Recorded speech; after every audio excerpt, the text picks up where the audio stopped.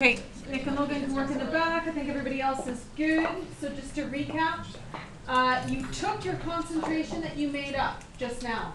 The concentrated blue solution of copper sulfate. It is a darker blue, is it not? The first one?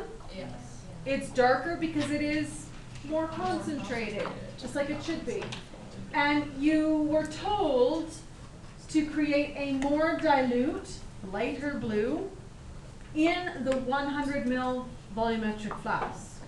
So the question is, how much of your first sample did you need to put in to that new volumetric flask to add the water to make that new concentration happen?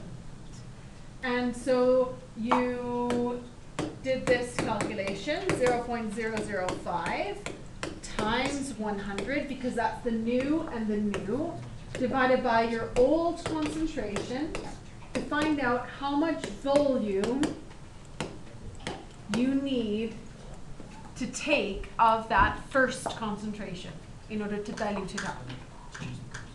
Okay, does that make sense? Okay, so now we're going to move on to this sheet.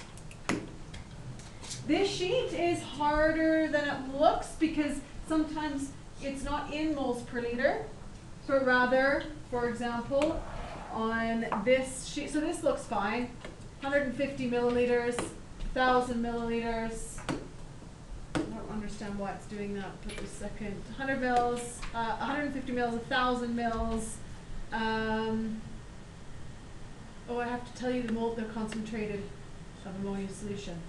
I don't know. Let's see if the answer's at the back. Okay, hold on. How?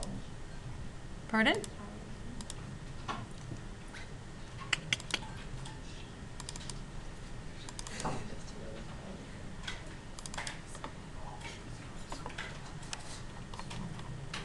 Uh, 14.8 moles per liter.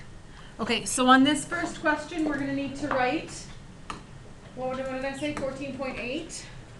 That this commercial concentrated, oh, please, work. That this commercial concentrated is 14.8 or 8, just 8 moles per liter. You'll have to know that, okay? Then here it's told you in parts per million. You need to take that parts per million, which is the concentration, and you need to convert that into moles per liter. I've had a little flick through your midterm. We didn't love parts per million, did we? No. Especially in this class. The other class did okay. This class, we didn't love it. What is a part per million? So what does 500 parts per million mean? It means it's 500 milligrams in a liter. Okay, so parts per million means milligrams per liter. Okay, got it? So then you have to convert that into moles per liter. How am I going to convert that into moles per liter?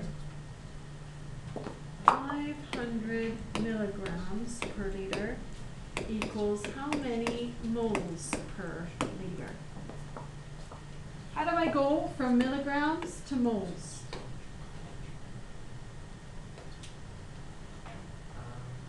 Oh, I actually don't. I actually don't need to do that for this question. By the way, you would use the formula n equals little m times or over big M